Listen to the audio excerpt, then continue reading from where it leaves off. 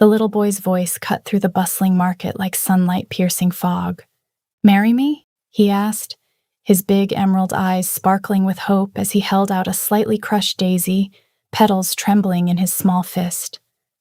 Tessa froze, her herb basket tipping, because she knew those eyes. She'd been trying to forget them for 7 years. What she didn't know was that his father, the Alpha King, stood in the shadows watching her every move.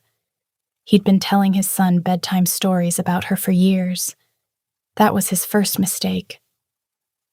The market in Eldridge Hollow pulsed with life that crisp autumn morning, the air thick with the scent of baked bread and spiced cider. Tessa wove through the throng of villagers, her cloak hood pulled low to shield her from prying eyes. At 28, she'd learned the hard way that anonymity was her greatest ally. She'd fled the capital's glittering dangers 6 years ago, carving out a simple existence as a healer in this remote valley, tending to fevers and broken bones.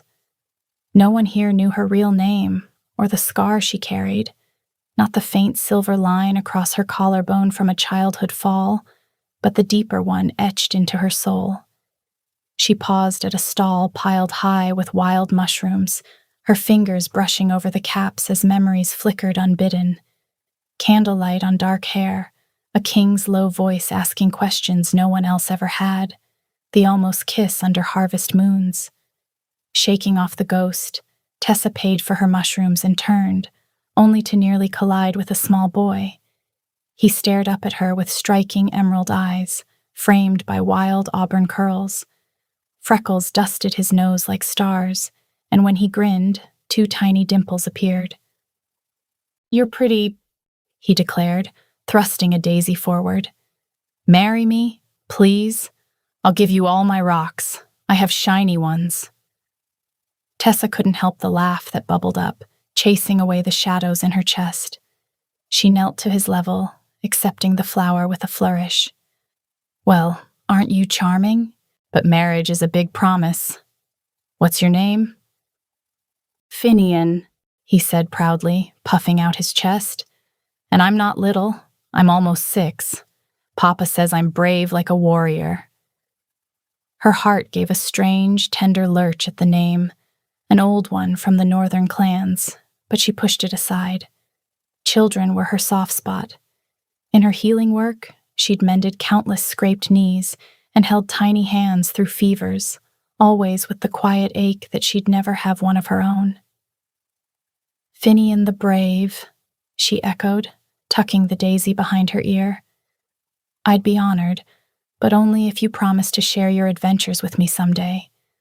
And maybe show me those shiny rocks." His face lit up like the sunrise. "I promise. I have a blue one that looks like Papa's eyes, and a red one that sparkles when you hold it to the light, and—" He stopped mid-sentence, his gaze darting past her shoulder with glee. Tessa followed his look, and her blood turned to ice. There, leaning against a nearby oak with arms crossed over a broad chest, stood a tall man whose presence commanded the air itself. His dark hair fell in waves to his shoulders, and his jaw was shadowed with stubble that only sharpened the striking lines of his face. But it was his eyes, those piercing emerald depths, identical to the boy's, that locked onto hers, stripping away 7 years of careful walls in a single heartbeat. Tristan. Alpha King. Tristan. Here, in this forgotten hollow, watching her with an intensity that made her heart stutter. How did he find her? Why now? "Finian," Tristan called, his voice a deep rumble that sent shivers down her spine and warmth blooming in her chest. The boy scrambled to him immediately, small boots kicking up leaves, but Tristan's gaze never left Tessa's. "It seems you've made a new friend," he said to Finian, but the words were for her. Finian beamed up at his father, clutching Tessa's hem like he was afraid she'd vanish. "Papa, she said yes to my rocks, and she called me Finian, the Brave. She's the Moon Lady, I think." Tristan's mouth curved, just a flicker, but enough to soften the hard lines of his face. The Moon Lady, he repeated quietly, eyes still on Tessa. Tessa forced her voice steady. Your son has fine taste in rocks, she managed, dipping into a small curtsy that felt absurdly formal for a market square. I should be going. Patients are waiting. Tristan tilted his head, studying her the way he once had during those long nights, seeing past the cloak, past the healer facade, straight to the woman who'd once sat beside him while he bled and pretended it didn't hurt. Stay, he said simply. Join us for the midday meal at the Silver Oak Inn. Finian would be disappointed if his Moon Lady disappeared so quickly. Finian nodded vigorously, curls bouncing. Please? I want to show you my wolf carving. It's not finished, but it's going to be the biggest wolf ever. Tessa's resolve wavered. She could refuse. She should absolutely refuse. But Finian's hopeful expression, the way his small hand still clutched her cloak like a lifeline, tugged at something deep and unguarded. Tristan watched her internal war with quiet patience. One meal, he said softly. No obligations. Just gratitude for making my son smile like that. She looked from the boy to the man, Finian's dimples, Tristan's faint but growing smile. One meal, she agreed, the words tasting like surrender. Finian whooped and threw his arms around her waist in a sudden, fierce hug. Tessa's arms came around him, and for one heartbeat she let herself feel it, the warmth of a child's trust, the solid weight of a small body that fit perfectly against her. When she looked up, Tristan was watching them both with an unreadable expression. He offered his arm. Shall we? She hesitated only a second before slipping her hand into the crook of his elbow.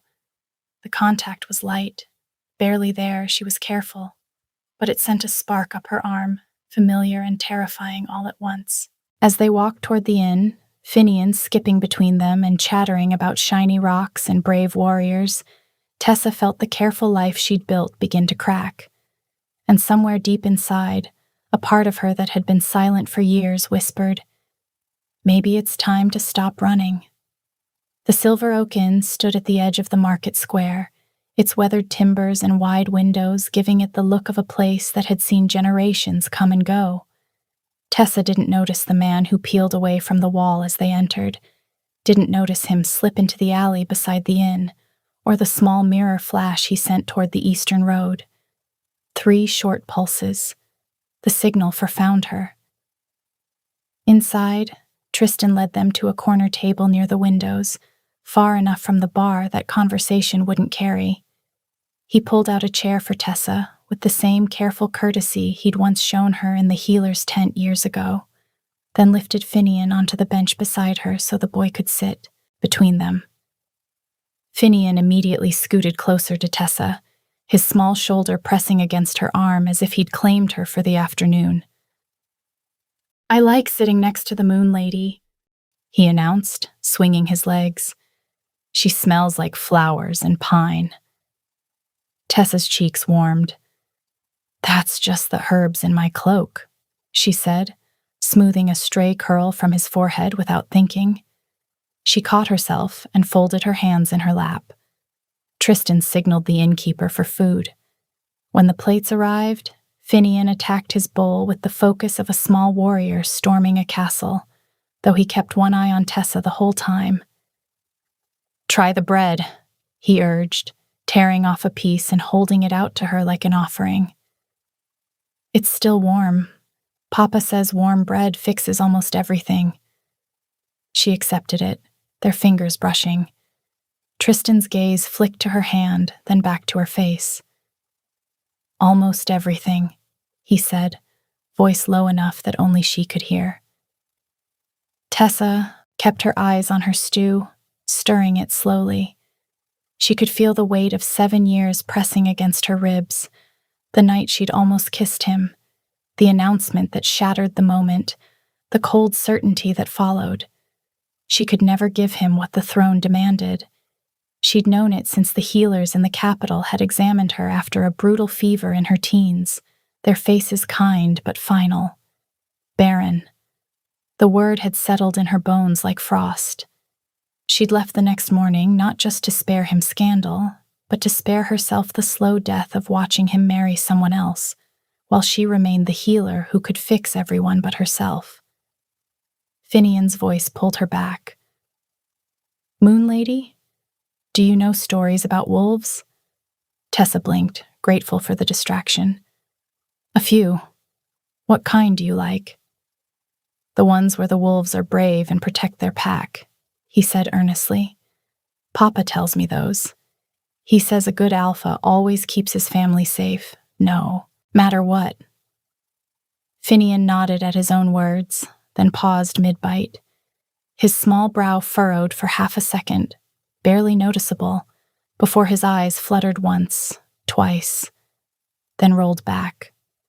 His small body went limp in an instant, head lolling against Tristan's chest, arms slipping to his sides. The cider mug tipped, rolling across the table in slow motion, spilling in a dark arc. Tristan's arms snapped around him like iron. "Finian." He shifted the boy fully into his lap, cradling him against his chest, one hand cupping the back of his head. "Breathe, Finian. Come on. Breathe." Tessa was already moving, half out of her chair, reaching across the table. Her hand found Finian's wrist. The pulse was there, thready and racing, then stuttering. She pressed her other palm to his forehead, hot, clammy, the fever spiking in seconds. "Tristan," she said, low and urgent. "Lay him flat on the bench, head to the side." Tristan eased Finian down onto the cushioned bench beside him, his small body curled instinctively toward his father. Tessa knelt beside them, heedless of the few patrons who had gone still, watching.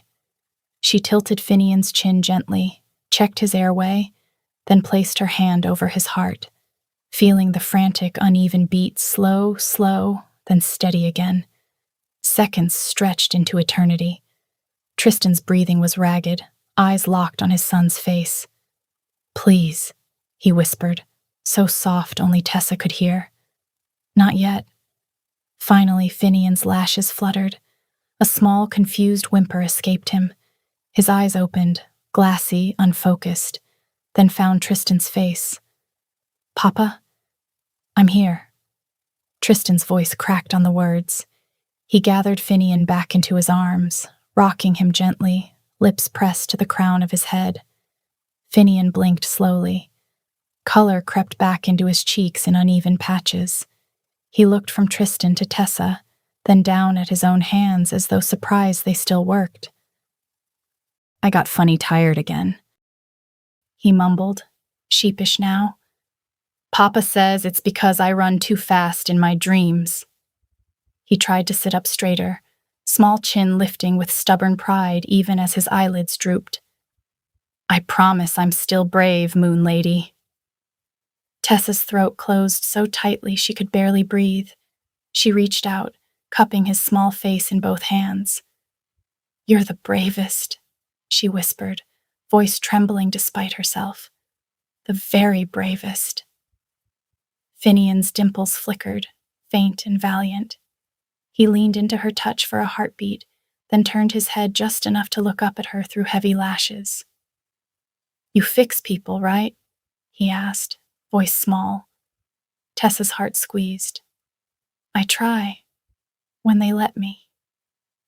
Finian gave a tiny nod, then rested his cheek against Tristan's arm, small fingers curling into his father's shirt. "Maybe you can fix my funny tired, so I can run faster tomorrow." He managed one last wobbly smile, dimples flickering like dying candlelight, before tucking his face against Tristan's neck and dozing off. Small arms looped around his father's shoulders as though nothing had happened. Tristan held him tighter, eyes locked on Tessa over the top of Finian's sleeping head. "He's been like this for months," he said quietly, voice hoarse. "It started small. dizzy spells after he'd been running, a stumble he laughed off. I told myself he was growing too fast, that his wolf was just restless. Then the fevers came. They slip in after dark, burn through him while he sleeps, and vanish by dawn. He sighed, the sound ragged at the edges. The healers in the capital call it a wasting malaise, something in the blood. They give tonics, rituals, prayers. Nothing lasts. It's getting worse by the day. Tessa studied Finian's face, the faint pallor beneath the flush, the way his lashes fluttered as though even in sleep he was fighting to stay present. "Have you noticed patterns?" she asked, keeping her voice low. "Anything that brings it on or makes it better?" Full moons are worse. The night before and after, he barely sleeps, and strong emotions, joy, fear, excitement, seem to drain him faster afterward. Tessa's breath caught. She met Tristan's gaze.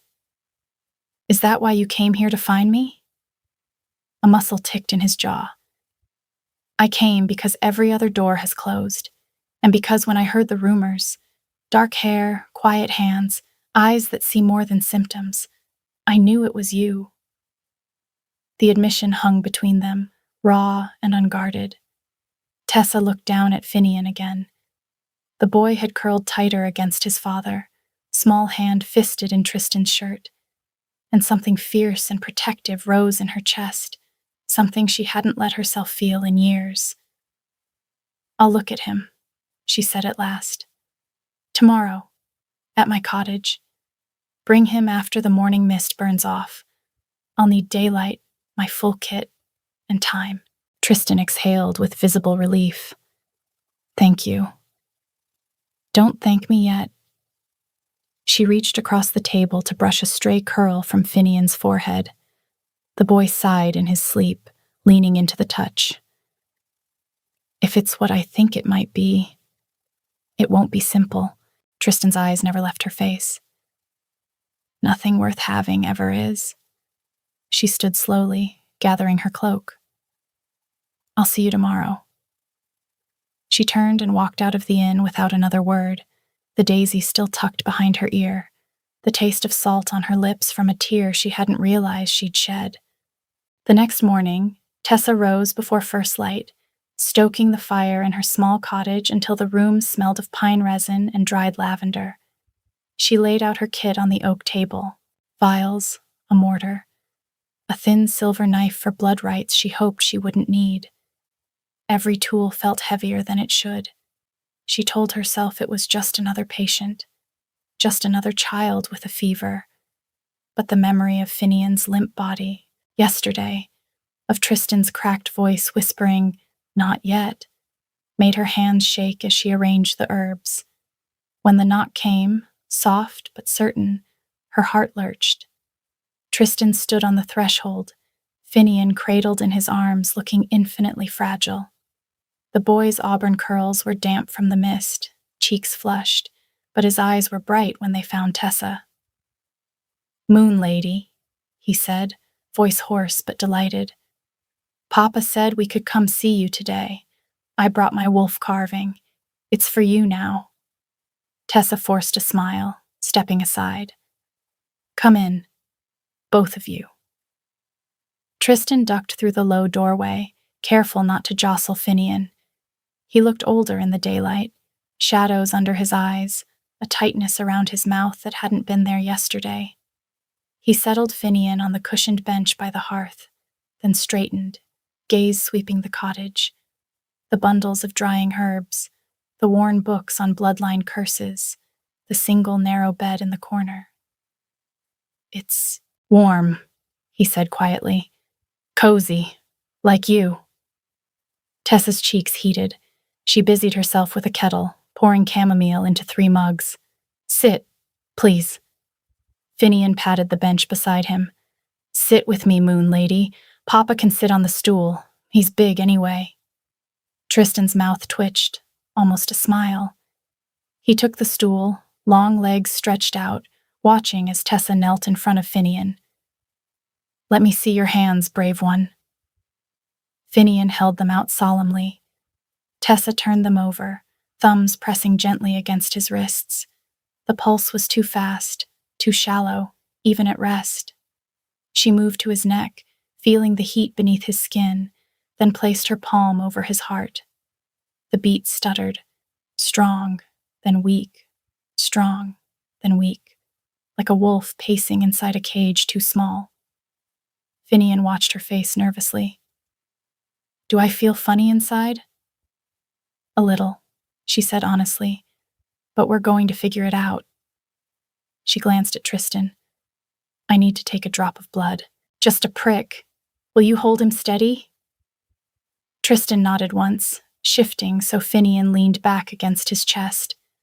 The boy didn't flinch when the silver knife nicked his finger. Just a quick hiss, then a small bead of red welling up. Tessa caught it on a thin glass slide, mixed it with a drop of moonwort essence, and watched. The mixture clouded, then darkened to an ugly bruised purple before slowly clearing again. Tessa's stomach dropped. She knew that pattern. She'd seen it once, years ago, in forbidden texts smuggled out of the Capitol Library before she fled.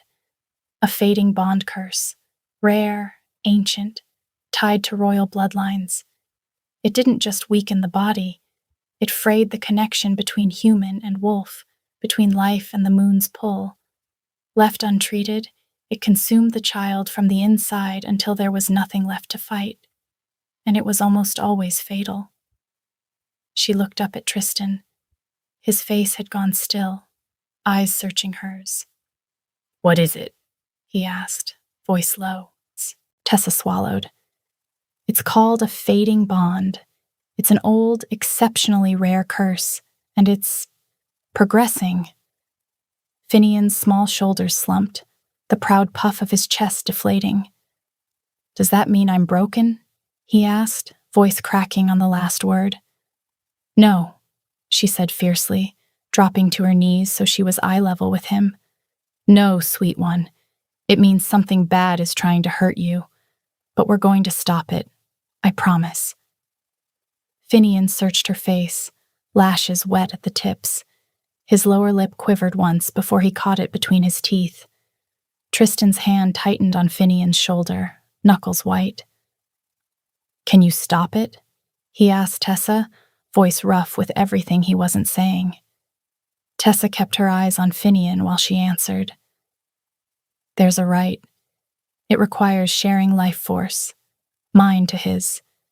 A blood bond, temporary at first, to stabilize the connection between his wolf and his body." Tristan's breath hitched. "Why yours?" "I can. Because the curse is keyed to royal blood," she said quietly, finally looking up at him. "Your life force would only feed it, make it dig deeper. Mine." She hesitated. "Mine is outside the bloodline.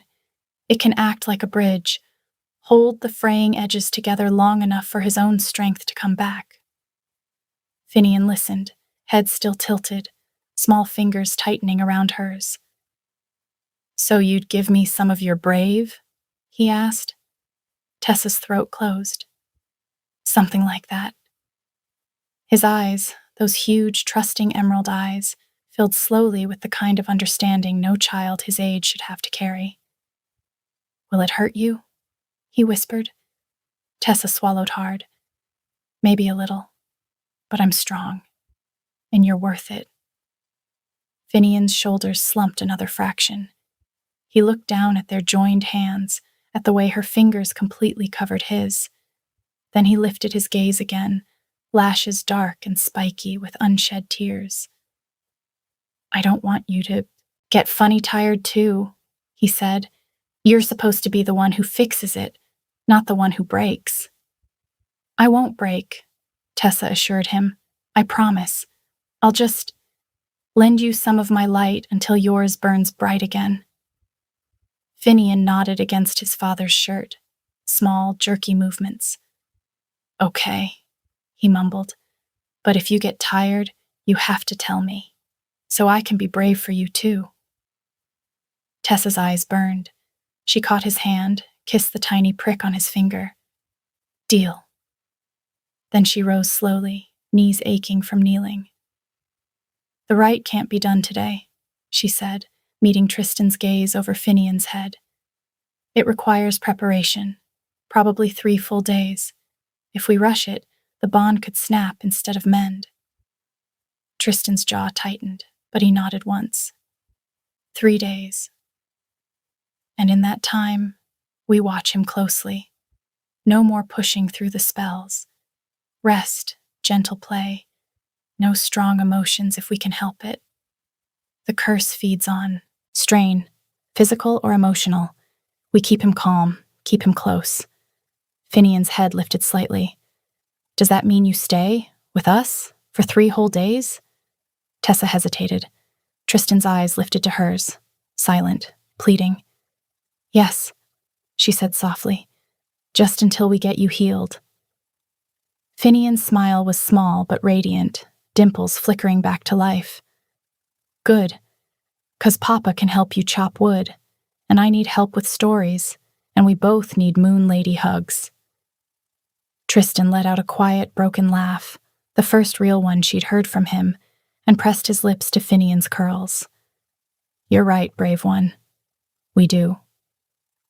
Tristan stayed in the village, claiming a room at the Silver Oak, but spending nearly every hour at Tessa's cottage.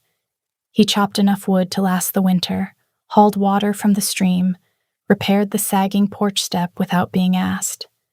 When Finian tired, Tessa brewed strengthening teas laced with starbloom and let the boy curl in her lap while she read stories from her worn book. One afternoon, Finian played quietly with his wolf carving, turning it over in his hands, when he paused and looked up. There was a man watching our window last night. When I woke up funny tired, he was just standing there. Tessa went still. What did he look like? Finian shrugged, already distracted by a knot in the wood. Tall. He had a bird on his shoulder. He held up the carving. Is my wolf's nose too big? Across the room, Tristan's axe paused mid-swing. He didn't turn around, but when he started again, the rhythm was slower, deliberate, like a man thinking hard about something he wasn't ready to say out loud. That evening, Finian whispered secrets against her collarbone. Papa smiles more when you're here, he confided, sleepy and soft. Like in my dreams, before the funny tired came. Tessa's arms tightened around him. He loves you very much. I know, Finian murmured, but he loves the Moon Lady, too. He just doesn't say it out loud. Their evenings grew heavier with unspoken things. Finian's spells came in quiet waves, moments where his eyes went distant, his small body sagged against whoever held him. Tessa watched, noted every pattern, every trigger. Tristan watched her watching, the space between them shrinking with every shared glance, every brush of fingers when passing a mug or a blanket. On the second night, after Finian had drifted off with his wolf carving clutched to his chest, Tessa and Tristan sat by the fire. Why does he call me the Moon Lady? Tristan exhaled, the sound raw at the edges. When the fevers started, I told him stories to keep the dark away. I told him about a woman who lived in the stars, a healer with gentle hands and eyes like storm clouds after rain. I said if he ever felt lost, she'd find him. I described you, every detail I could remember, the way your hair caught candlelight, the scar you hid under your shawl. I never said your name, but he never forgot her. He started calling her the Moon Lady, said she sang to him in his dreams when the fevers came, soft songs about running through forests that never ended. Tessa's throat tightened. You told him stories about me? Every time the fever took him and he woke up scared, I told him the Moon Lady would come someday, that she'd make everything good again. I told myself it was childish fancy, until he saw you in the market and his whole face lit up like he'd finally found her. A tear slipped down Tessa's cheek. I left because I knew I couldn't give you children. Tristan's head lifted. Tessa, I heard the healers, she continued, staring into the flames. After the fever that took my wolf's voice for months, they said the damage was permanent. No heirs, no legacy. And you had matches lined up. Good ones. Strong bloodlines. I thought if I disappeared quietly, you'd never have to choose between duty and pity. Tristan leaned forward, elbows on his knees. I broke my engagement the day after you left. She stared at him. I couldn't stand at an altar and swear forever to someone else, he said, voice rough, when the only forever I wanted had already walked out without saying goodbye. The fire popped in the hearth between them. A log settled. I didn't know, she whispered. I didn't tell anyone. He rubbed a hand over his face. After you, there was an arranged marriage. Finian came, and for a while I thought that was enough. But every full moon he'd ask about the moon lady, and I'd tell him the same story, and every time it felt like lying, because she wasn't a story. She was gone. Tessa's vision blurred. She looked at the sleeping boy, small chest rising and falling, wolf carvings still clutched tight. He thinks I'm her. He knows you are. Tristan's voice cracked. I've spent years telling my son bedtime stories about the woman I let walk away, and now she's here, holding him like he's hers. The silence that followed was filled only with the soft crackle of the fire and Finian's even breathing. Tessa rose slowly, legs unsteady, and crossed to the bench. She knelt beside Finian, smoothed a stray curl from his forehead with trembling fingers, and pressed the lightest kiss to his temple. He sighed in his sleep. Tristan stood behind her, close enough that she felt the heat of him at her back, the faint cedar and winter scent that had haunted her for years. He didn't touch her, but the space between them felt charged, alive with everything they hadn't said. When she finally rose and turned, Tristan was watching her with an expression that stole what little air remained in the room. Raw wonder, old grief, new hope. His eyes traced her face like he was memorizing her all over again. I should have fought for you then, he said quietly. I won't make the same mistake now. Tessa's heart stuttered. She took a half step closer before she could stop herself. The firelight carved shadows across his cheekbones, turned the green of his eyes to something molten and unguarded. I'm scared, she admitted. So am I. He lifted a hand, slow, careful, and brushed the pad of his thumb along her cheekbone, catching the tear track she hadn't noticed. But I'm more scared of losing you both. His fingers lingered, warm against her skin. Tessa's breath caught. She leaned into the touch, just a fraction, enough to feel the way his pulse raced beneath her jaw. The space between them shrank to nothing. Tristan's gaze dropped to her mouth. His thumb traced the curve of her lower lip, soft, reverent, like he was asking permission without words. Tessa's eyes fluttered closed for a heartbeat. She felt the heat of him, the faint brush of his breath against her skin, the pull that had been there since the market, since the summit 7 years ago, since the first time he'd looked at her like she was more than a healer in a crowded hall. She rose on her toes. He leaned down. She met him halfway.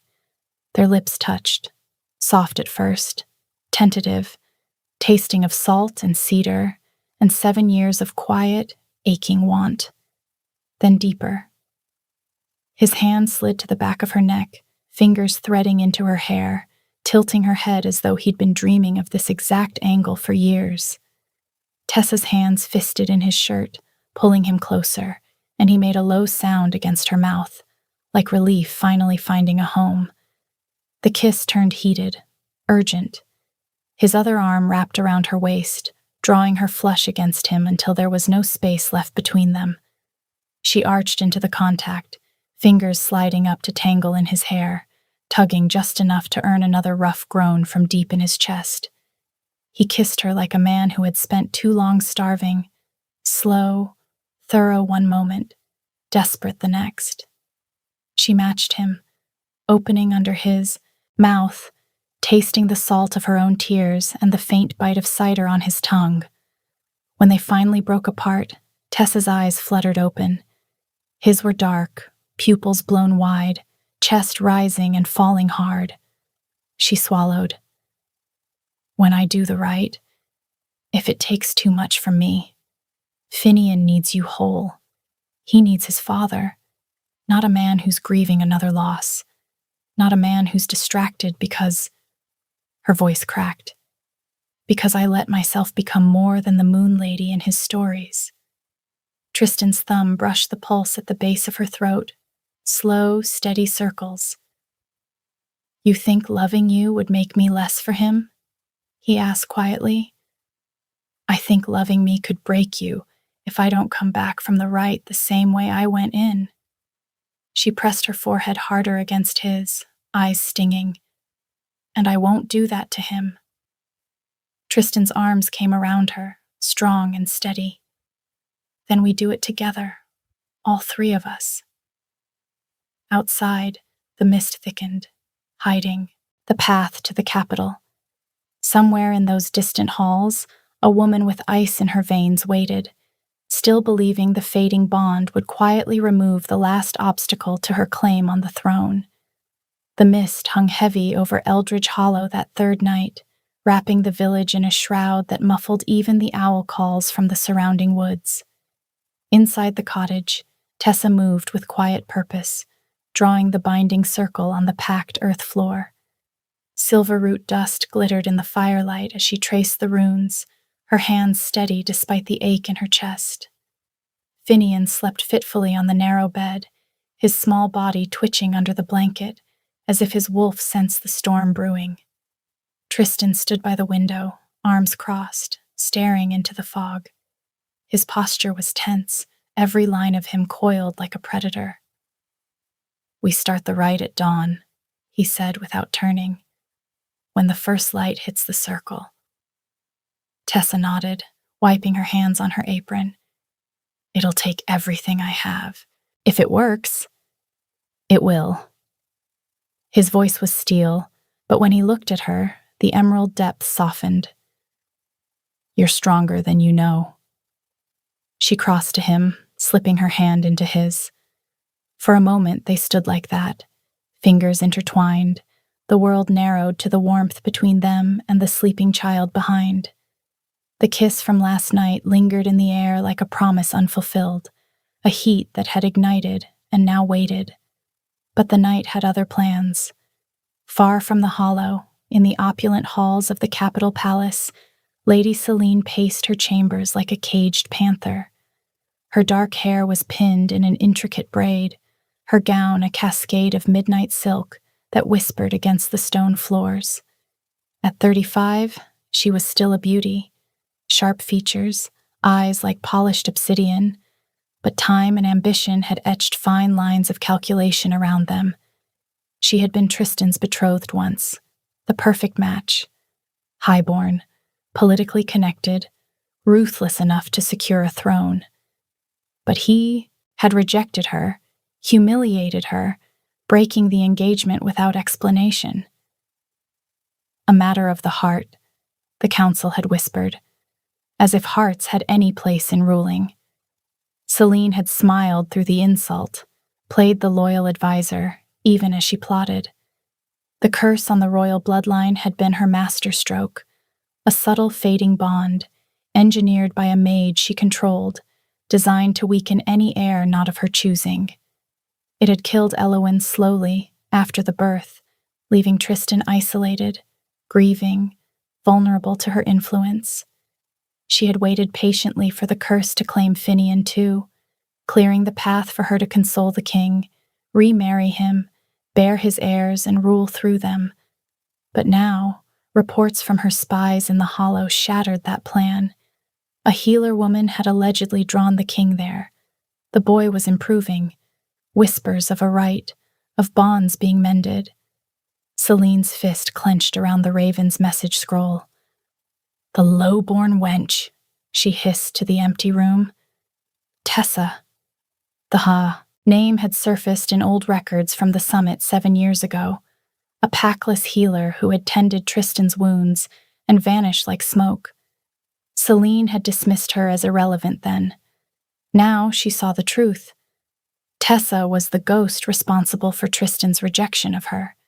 She couldn't let it stand. If the curse was broken, if Tristan found strength in this woman, her hold on the throne would slip forever. "Summon the shadows," she commanded the guard at her door. Her elite assassins, shifters loyal only to her coin, would strike tonight, eliminate the healer, claim the boy as a rescued heir under her protection. Tristan would be broken, pliable. Celine smiled into the mirror, eyes cold as winter. Empires weren't built on hearts, they were built on broken ones. Back in the cottage, the attack came without warning. A low growl from the woods was the only omen before the door exploded inward in a shower of splinters. 6 wolves surged through, massive shadows with glowing red eyes, foam dripping from their jaws, collars pulsing with dark enchantment. Tristan shifted in a blur, bones cracking and reforming with a wet snap. His human form ripped away to reveal a massive golden wolf, hackles raised like golden spikes, teeth bared in a snarl that vibrated through the floorboards. He met the first attacker mid-leap, jaws clamping down on its throat with a savage crunch.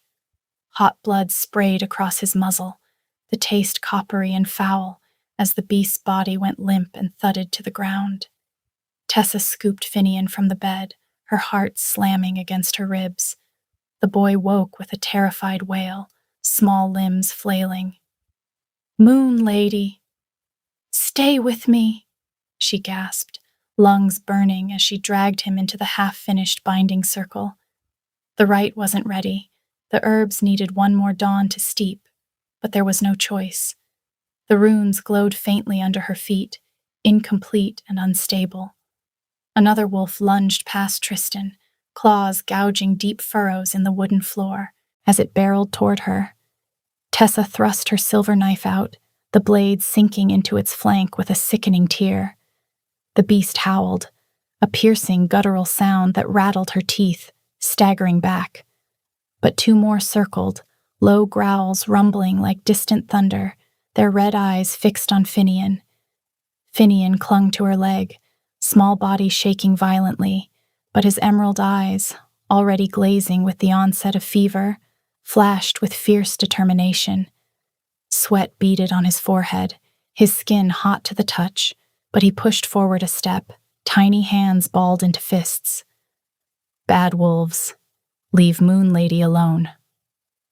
His voice trembled with terror in every syllable, but he planted himself between Tessa and the nearest attacker, as if his tiny frame could shield her.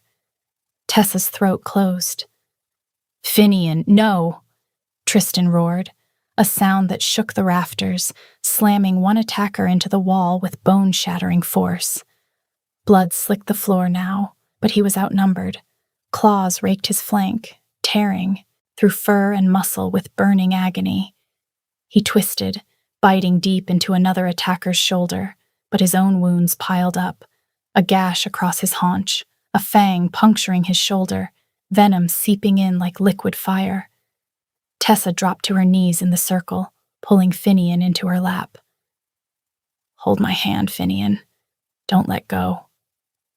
He gripped her fingers, tears streaming down his flushed face, his body now trembling not just from fear, but from the fever spiking hard, his skin scorching, breaths coming in short gasps. "Don't be scared, Moon Lady," he whispered through chattering teeth, even as his eyes fluttered, the glassy sheen deepening. "Papa and I will keep you safe. I promise." He tried to stand again, small legs wobbling, one hand reaching for the silver knife on the ground as if to defend her himself. Her heart shattered, She sliced her palm, deep, the pain a sharp sting, and then his, mixing their blood on the glass slide. The moonwort essence bubbled unnaturally, frothing like poison, the curse fighting back with a surge of dark energy that made the air hum and the runes flicker erratically. Outside, more howls pierced the night, Celine's forces closing in, an army of shadowed figures circling the cottage, their collars pulsing in unison. Tristan fought like a storm unleashed, a golden blur of fury and desperation. He took down another wolf, jaws crushing its skull with a gruesome pop, but the venom was spreading, his vision blurring, limbs heavy, form flickering between wolf and man as the poison sapped his strength. A third wolf barreled into him, claws digging into his side, ripping muscle with a wet tear that sent agony lancing through his body. He staggered, his roar weakening to a pained growl. The remaining wolves sensed victory. One broke through, leaping toward the circle. Tessa shoved Finian behind her, knife raised, but her arm shook, the right already pulling from her, draining her strength. The wolf's jaws snapped inches from her throat, hot breath reeking of rot. Finian screamed and threw himself at her side, small arms wrapping around her waist, protective even as his fever made him sway, his body limp and burning against hers. Tristan lunged, human now, dagger pulled from his boot. He drove it into the wolf's eye with a sickening squelch, the beast convulsing as it died. But the effort cost him. He collapsed to one knee, gasping, blood pooling beneath him. "Tessa, finish it," she chanted the right, voice rising over the chaos, power surging through her, hot, draining. Finian gasped as the bond snapped into place, his small body arching against hers. Color flooded his cheeks, his eyes cleared, the glassy sheen vanishing, the fever breaking in a rush that left him panting but strong. But now the curse lashed back. Searing pain ripped through Tessa's veins like fire in her blood. She screamed, vision blurring to black spots, strength slipping like sand through her fingers. The circle flickered, dangerously, runes dimming as her life force poured out too fast, too much. The last two wolves closed in, jaws wide, Tristan too wounded to stop them. Finian squeezed her hand tighter, his voice a desperate whisper through tears. "Moon Lady, hold on." Tristan crawled to them, bloodied and barely upright, and pressed his hand over hers in the circle. Something tore open in her chest, like a door blown off its hinges by a wind she'd kept out for 7 years. She felt him. Actually felt him. His exhaustion, his terror, his love for the boy between them, and underneath all of it, steady as a heartbeat. Her. He had kept a place for her. All this time. The mate bond ignited. Golden light surged through the circle, weaving into the right, flooding the places where her strength had guttered out. Tessa gasped and drew on it, drew on him, pulling the connection, and drove it straight into the heart of the curse. The curse shattered with a deafening crack, like glass under a hammer. Dark energy exploded outward, slamming into the wolves, their collars splintering, red eyes fading as Celine's hold snapped. The beasts convulsed, howls turning to whimpers, before fleeing into the mist, broken and free. Tessa slumped forward, the world fading to gray. Finian clung to her, small voice piercing the haze.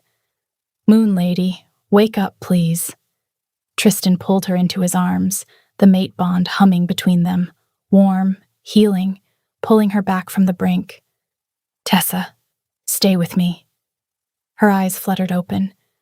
Finian gripped her hand, color fully returned to his face, his wolf stirring strong and true for the first time. "You did it," he whispered, tears mixing with a dimpled smile. "You fixed me." But the victory was hard won. Tristan's wounds were deep, venom still burning, and Tessa's strength was a fragile thread. They had won the night, but the shadows of the capital loomed. In the opulent halls of the capital palace, Lady Celine paced her chambers, The raven's message crumpled in her fist. Her spies had failed. The attack repelled, the curse broken. She had underestimated the low-born woman. Guards pounded on her door. Tristan's loyalists, alerted by the mage's betrayal under torture. Celine's eyes narrowed. She would not go quietly. She slipped a dagger into her sleeve and whispered the final incantation she had kept hidden. A blood curse keyed to her own life force, designed to strike one last blow if all else failed. If she fell, she would take the healer with her, poison the mate bond from afar, and leave Tristan broken once more. The trial in the grand hall was a storm of reckoning. Celine stood in chains before the council, her midnight silk gown torn at the hem, obsidian eyes blazing defiance. "This is madness," she spat, voice ringing off the stone arches. "The king is bewitched by a low-born witch who dares accuse me of crimes she cannot prove." Tristan, wounds bandaged but standing tall beside Tessa, presented the evidence with cold precision. The captured mage's confession under truth serum, ledgers tracing payments from Celine's coffers, the shattered collars bearing her personal seal. She orchestrated the fading bond curse, not just on Finian, but on Eloan before him, to weaken me, to manipulate the throne after I rejected her. The council recoiled, murmurs rippling through the hall. Celine's mind raced. The burning humiliation of Tristan's rejection, the years of scheming to isolate him, the curse as her vengeance and path to power. She lifted her chin, lips curling into a venomous smile. "You were weak," she snarled, voice carrying to every corner. "I would have made you strong, given you heirs, secured your legacy. Instead, you chase ghosts and barren healers." Her gaze locked on Tessa. "A woman who can never give you children. A barren nothing who will leave your line empty. You traded a queen like me for a grave." The hall fell silent. Finian, his small hand tight in Tessa's, stiffened. His emerald eyes, clear now, no trace of fever, narrowed. He stepped forward. "You're wrong," he said, loud enough for the entire hall to hear. "Mamas don't have to make babies to be mamas. They just have to love you. And Moon Lady loves me. She saved me. You tried to hurt me. That's why you're the nothing." The words landed like a slap. Celine's smile faltered, color draining from her face. Tessa's throat closed. She squeezed Finian's hand, tears burning behind her eyes, but Finian didn't look away from Celine. His small shoulders were squared, chin high, the same brave stance he had taken when the wolves attacked. Celine recovered, lips twisting. Charming sentiment from a child who doesn't understand what he's lost. She turned to Tristan. "You will regret this. All of you." Tristan stepped forward, voice cold as winter steel. "No, you will." Celine lunged, the hidden dagger flashing from her sleeve in a blur of silver. The hall erupted, guards shouting, but Tristan was faster. He caught her wrist mid-strike, twisting with brutal efficiency. The dagger clattered to the stone floor. Before she could speak, he drove his knee into her midsection, forcing the air from her lungs in a sharp gasp.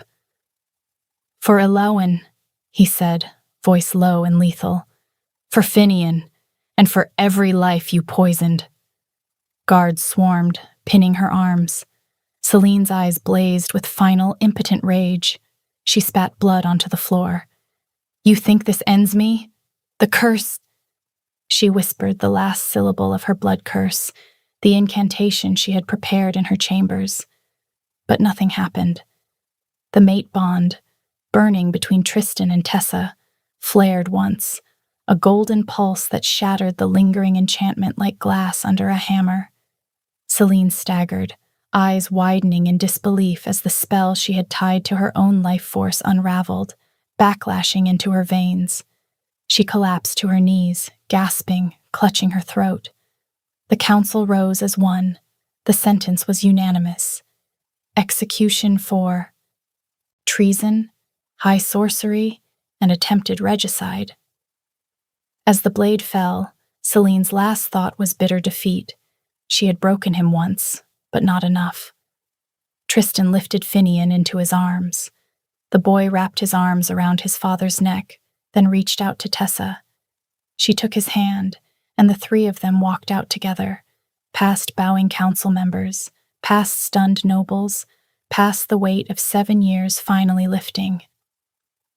Later that evening, in the private solar overlooking the gardens, Tristan sat Finian on his knee. The boy was still flushed with excitement, eyes wide from the events of the day. "Papa," Finian whispered, "Moon Lady isn't my first mama, right? My first mama is in the stars now, but Moon Lady, she's here. She holds me when I'm funny tired. She kisses my forehead like in the stories." His voice wobbled just a little. "Can she be my real mama now?" Tristan's mouth twitched. "Maybe. But first," he glanced at Tessa, who stood by the window, arms wrapped around herself. "We need to ask her properly." Finian's eyes lit up. "Like in the stories, with a knee and a pretty ring." "Exactly like in the stories, but we have to make it special. She deserves special." Finian nodded vigorously. "We can do it in the garden. It's pretty just like her. And I can help. I can give her my best shiny rock as a promise ring." Tristan laughed. "That's perfect, Finian." 2 nights later, under moonlight in the summit garden where they had almost kissed 7 years ago, Tristan led Tessa down a jasmine-lined path. Finian walked between them, clutching a small velvet pouch, practically vibrating with excitement. The air was sweet with night-blooming flowers. Tristan stopped beneath the old willow, its branches trailing like silver curtains in the moonlight. "Tessa," he said, voice thick with emotion. She turned to him, heart racing. He dropped to one knee. Finian bounced forward, holding out the pouch with both hands. "Moon Lady, this is for you. It's my best shiny rock. Papa says it's a promise rock." Tessa's eyes filled as she took the pouch. Inside was a smooth blue stone, polished to a gleam, the one Finian had first promised her in the market. Tristan took her hands. "Marry me, Tessa? Not for duty or fate, but because every day since you left, I've wished for one more chance to choose you, and I choose you now, forever." Finian tugged her sleeve. "Say yes, Moon Lady. Then we can be a real family, and I can call you Mama all the time, not just in my head." Tessa's tears fell freely.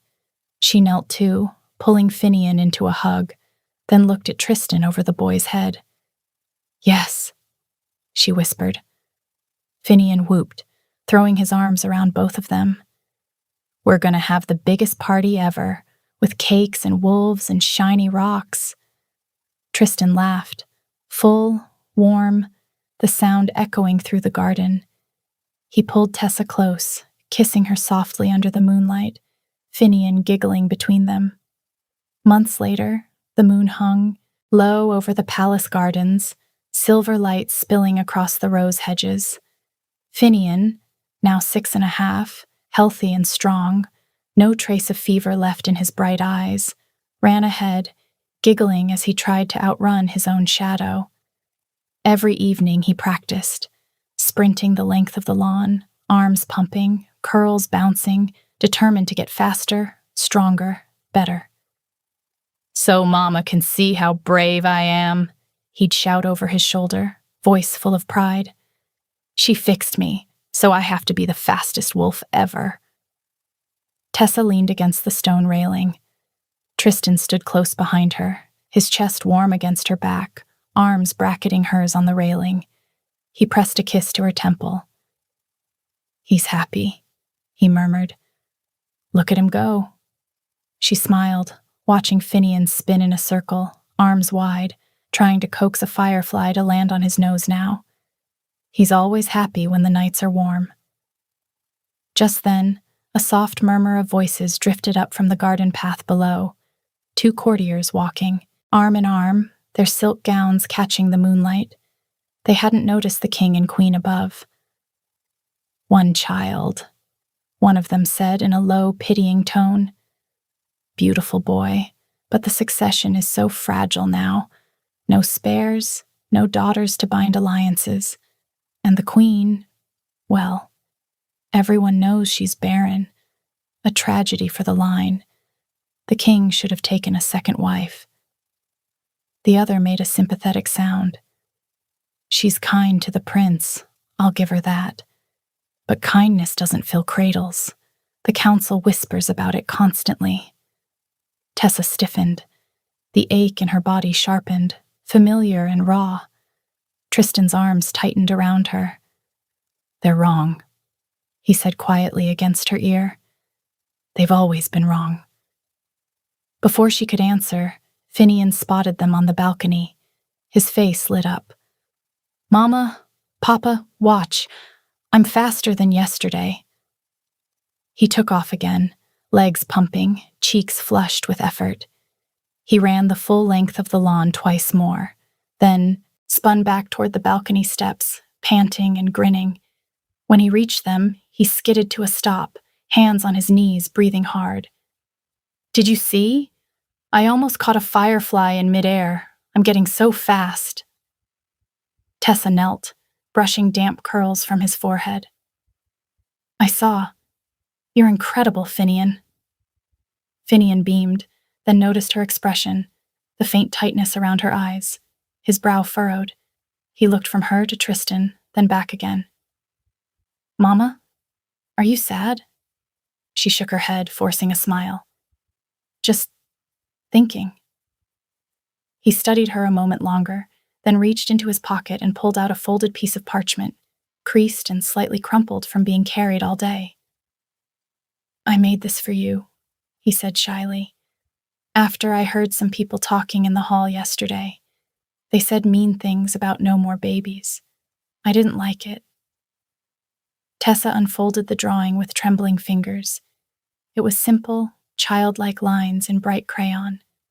3 figures, standing together under a big moon, a tall man with dark hair and a crown, a woman with long hair and a gentle smile, a small boy between them, holding both their hands.